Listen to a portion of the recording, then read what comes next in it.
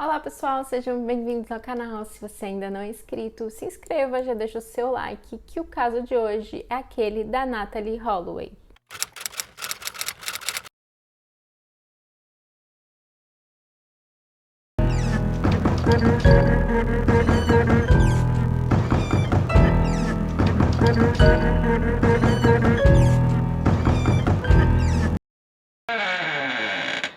O caso que eu vou contar hoje aconteceu em Aruba, em 2005. A Natalee é filha da Beth e do Dave, e seus pais se separaram e após o divórcio ela foi morar com a mãe no Alabama. Mas mesmo assim o Dave continuou próximo da sua filha.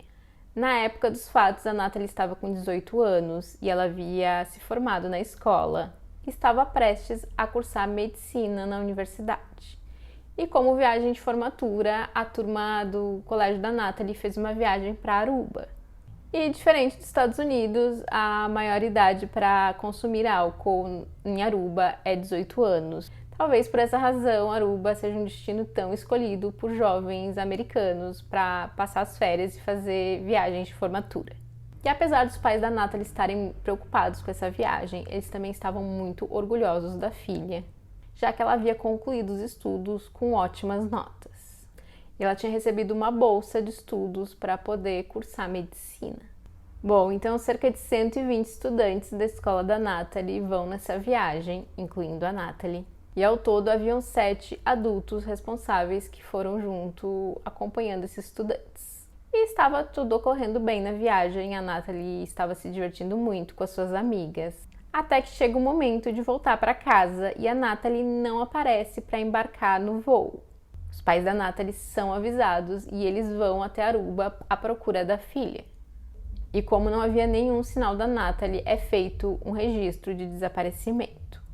As amigas da Natalee contam que a última vez que elas a viram foi na noite anterior à viagem de retorno e que elas tinham visto a Natalee entrar em um carro com outros 3 jovens e a Natalee teria entrado por livre e espontânea vontade e ela inclusive teria se despedido pela janela do carro das amigas.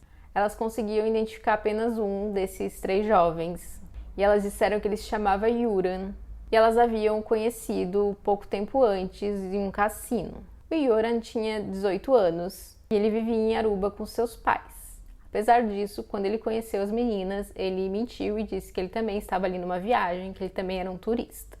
Ao conversar com Yoram, ele disse que ele e mais 2 amigos, o Deepak e o Satish Kalpo, que eram irmãos, eles estiveram com a Natalee naquela noite, mas que eles teriam levado ela de volta ao hotel. Entretanto, ao verificar as imagens de câmera de segurança do hotel, em momento algum era visto eles deixando a Natalee no local ou mesmo a Natalee entrando no hotel. Os 3 jovens então são levados para um interrogatório.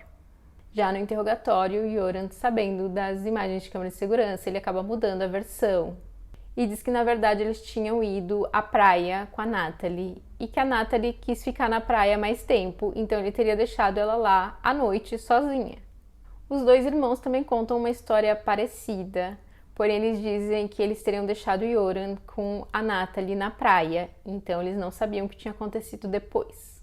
Porém a polícia não tinha nada ali contra eles, então eles acabam sendo liberados. Com o passar dos dias, o caso da Natalee passa de pessoa desaparecida para uma investigação de um crime. E diversas buscas são feitas pela Natalee. E o FBI entra no caso. E apesar do caso da Natalee ter ganhado bastante atenção da mídia, foi bastante noticiado o desaparecimento da jovem. Porém, pouco tempo depois ocorreu o furacão Katrina, que fez com que as pessoas voltassem a atenção para essa tragédia. Já em 2007, o Yoram e os irmãos Kalpo são detidos, mas novamente eles acabam sendo liberados após a polícia descobrir que o testemunho que havia feito com que eles fossem presos, na verdade, era um testemunho falso. Em 2010, o pai do Yoram, ele perde a vida e o Yoram passa a desenvolver uma dívida por conta de jogos. E ele então, possivelmente desesperado por dinheiro, entra em contato com a família da Natalee. E ele pede uma quantia em dinheiro em troca da informação de onde estaria o corpo da Natalee. Bom, o advogado da família conversa com o Yoram e o Yoram teria dito que ela estava enterrada debaixo de uma casa e que na época aquela casa ainda estava em construção, então a casa teria sido construída em cima do local onde o corpo estava enterrado. Mas depois a polícia acaba descobrindo que isso não era verdade, já que aquela casa já tinha sido construída naquela época. Então, obviamente, ele tinha contado ali uma mentira para a família da Natalie, porém ele manteve o dinheiro, ele não devolveu o dinheiro que eles pagaram por essa informação. Mas o advogado da família, ele tinha gravado toda essa negociação, já que isso era considerado uma extorsão. Bom, ainda em 2010, o Yuran, ele foi para Lima, no Peru, e lá ele conheceu uma jovem chamada Stephanie Flores, que na época tinha 21 anos de idade. E a Stephanie era de uma família bastante influente ali na região. Ela costumava frequentar alguns cassinos e foi num desses cassinos que ela conheceu o Yuran.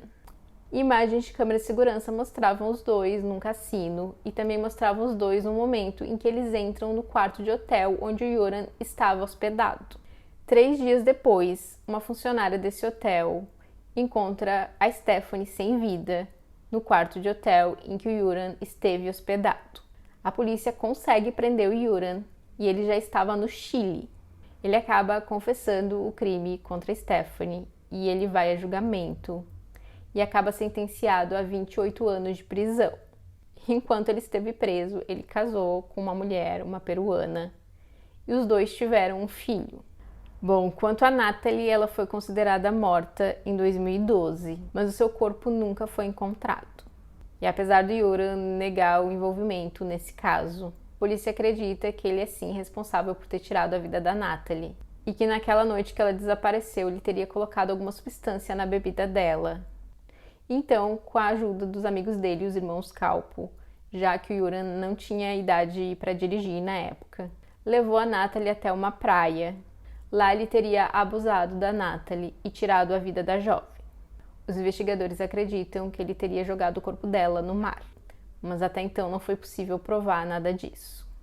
O Yuran vai ser extraditado temporariamente para os Estados Unidos, onde ele enfrentará a acusação de extorsão no caso da Natalie, por ter pedido aquele dinheiro em troca de informação.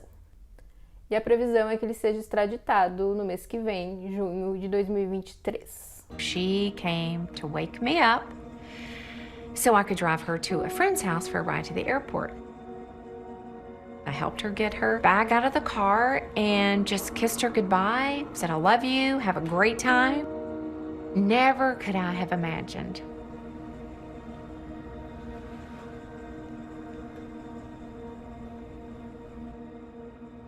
that would be the last time.